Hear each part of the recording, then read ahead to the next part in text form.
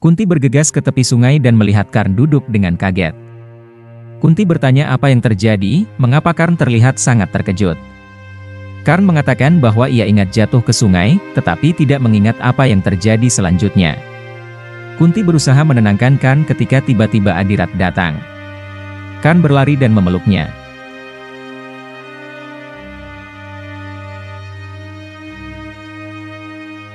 Kunti mengenali Adirat sebagai Kusir, ayah Karn.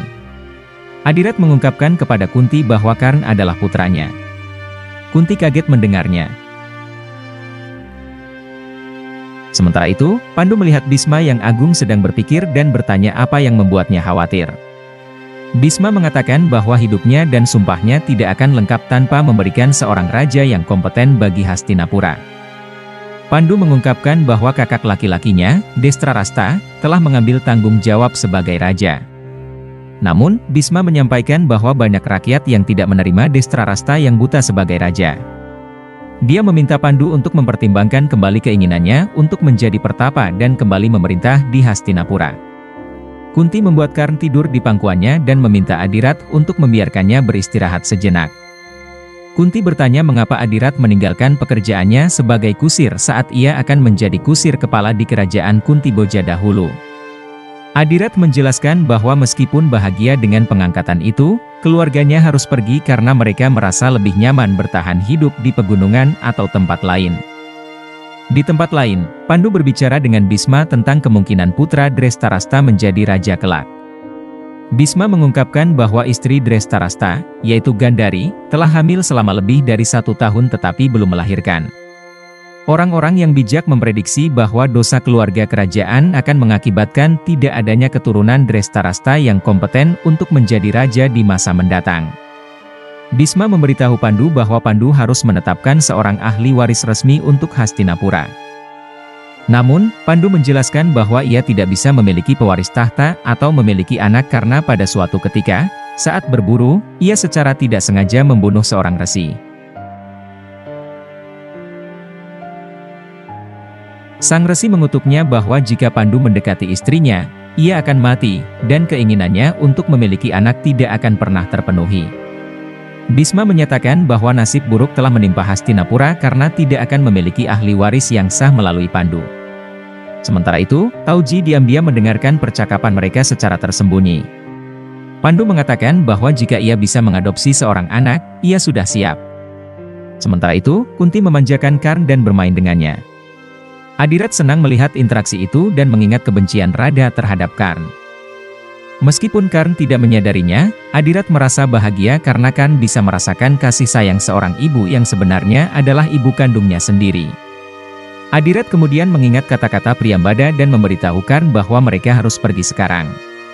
Kunti menyatakan bahwa Karn bisa tinggal sampai pagi, namun Adirat bersikeras untuk pergi. Kunti dan Karn menjadi terharu, air mata membasahi pipi mereka karena saatnya untuk berpisah telah tiba. Karn memberitahu Kunti bahwa dialah yang pertama kali menyanyikan lagu pengantar tidur untuknya, dan bahwa ia akan selalu mengingatnya sepanjang hidupnya. Kunti kemudian memeluk Karn dan membawanya kepada Adirat.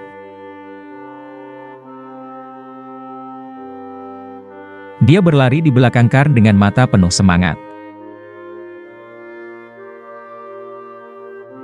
Karn mengendarai kuda sambil melihat ke belakang ke arah Kunti saat mereka pergi ke rumah. Tauji memperingatkan Adirat untuk menjelaskan kepada istrinya agar mau menerima Karn. Jika tidak, Tauji akan membawa Karn kembali dan memberikannya kepada Kunti karena dia sangat membutuhkan seorang anak. Adirat bertanya tentang makna kutukan yang dijatuhkan oleh sang resi kepada Pandu, yaitu bahwa Pandu tidak akan bisa mendekati istrinya dan tidak akan memiliki anak.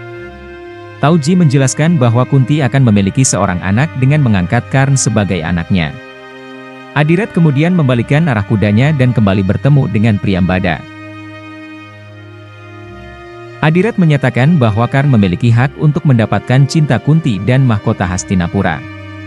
Priyambada menegaskan bahwa Karn tidak dapat memperoleh mahkota karena bukanlah putra Pandu dan menurut tata masyarakat, anak yang lahir di luar nikah, meskipun merupakan anugerah dewa, tidak dapat diterima. Adirat kemudian bertanya apakah Karn harus melepaskan haknya karena takut akan pandangan masyarakat. Mereka berbalik dan terkejut melihat Kunti. Kunti tidak mendengarkan percakapan mereka dan bertanya kepada Adirat apakah dia kembali karena Adirat mengatakan bahwa dia kembali untuk mengambil hadiah dari Kunti untuk Karn.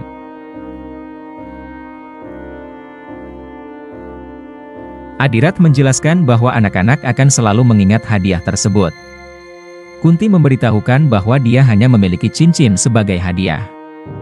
Dia memberikan cincinnya kepada Karn sambil mengatakan bahwa suatu hari nanti, Karn akan mendapatkan anugerah dari Hastinapura sebagai imbalan atas cincin ini dalam kehidupannya. Priyambada mengingatkan Adirat tentang pembatasan masyarakat yang akan menghalangi Karn untuk mendapatkan haknya. Karn tiba di rumah bersama Tauji dan Adirat. Shon dengan gembira menyambut mereka dan berlari mendekati Karn, sementara Radha berusaha menghentikannya.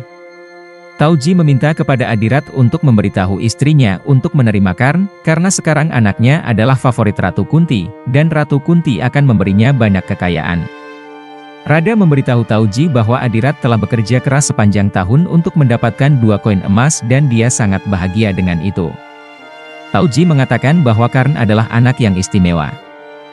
Radha merespon bahwa jika Karn memang istimewa, seharusnya dia tinggal bersama dewa dan bukan di sini. Karn merasa sedih dan mulai menangis.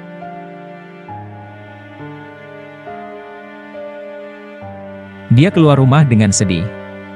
Shon melihat Karn di tepi sungai menangis dan bertanya mengapa dia menangis. Karn mengungkapkan bahwa ia akan segera mati setelah ibunya memberitahunya bahwa segala sesuatu yang istimewa adalah milik para dewa. Shon menyatakan bahwa Karn adalah manusia biasa dan akan terus hidup bersama mereka. Karn mengatakan bahwa ia memiliki pelindung yang memancarkan sinar keemasan di tubuhnya. Ia mencoba melepas bajunya, tetapi tidak berhasil memunculkan perisai penjaganya. Shon terpeleset dan terjatuh dari tebing, memohon kepada Karn untuk menyelamatkannya.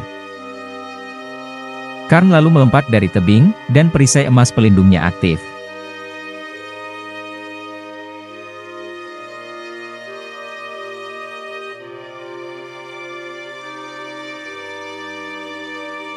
Karn berhasil menjangkau Shon, namun mereka jatuh di atas batu yang pecah berkeping-keping.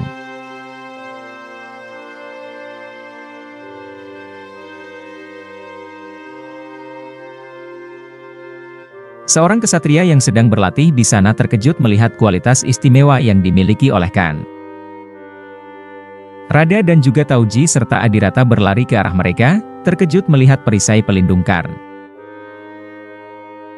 Shon memberitahu Radha bahwa Karn memiliki perisai pelindung tubuh. Radha panik dan menarik Shon menjauh dari situ, sambil mengatakan bahwa Karn hanya bisa melindungi dirinya sendiri dan mereka berisiko terluka karena keberadaannya. Tauji senang melihat kekuatan Karn dan membawanya untuk menyiapkan kereta perang khusus. Karn membantu Tauji membangun kereta perang tersebut. Karn memberitahu Tauji bahwa karena kualitas istimewanya, Ibu Radha semakin membencinya sekarang. Tauji mengatakan bahwa kualitas Karn akan membuat orang memujinya atau takut, sementara ibunya takut karena itu. Karn mengatakan bahwa dia membutuhkan cinta dari Ibu Radha, bukan kebencian. Karn menyatakan kesiapannya untuk menukar perisai pelindungnya agar mendapatkan kasih sayang dari Ibu Radha. Tauji menjadi emosional, tetapi tetap mengendalikan diri. Dia mengatakan bahwa jika Karn bisa membuat Shon juga istimewa, Ibu Radha akan mulai mencintainya. Karn merasa senang dan berjanji akan membuat Shon juga istimewa seperti dia. Adirat berjalan sambil teringat kata-kata Kunti yang menyebutkan bahwa Karn itu istimewa dan memiliki kualitas untuk menjadi raja. Seorang kesatria yang merupakan menteri di wilayah tersebut menghentikannya dan menegurnya karena tidak memberi air untuk kudanya. Adirat meminta maaf dan mengatakan bahwa dia sibuk dengan beberapa pekerjaan dan akan memberi makan kudanya sekarang. Sang menteri mengatakan bahwa dia mengerti mengapa Adirat sibuk, dan dia sendiri bisa melihatnya dari Adirat. Karn mencoba memberi makan Shon, namun Shon meminta agar Karn tidak melakukannya karena ibunya membencinya. Karn menyatakan bahwa ibunya akan mulai mencintainya sekarang jika dia bisa membuat Shon juga istimewa. Shon senang mendengarnya. Sang menteri memperingatkan Adirat untuk menghentikan putranya menunjukkan kekuatannya karena mereka berasal dari kasta rendah. Adirat mengatakan bahwa apa yang dimiliki anaknya adalah anugerah dari dewa, namun sang menteri membantahnya dan mengatakan bahwa orang dari kasta rendah tidak memiliki hak atas anugerah dewa. Jika Kar mencoba menunjukkan kekuatannya lagi, keluarganya akan menyesal.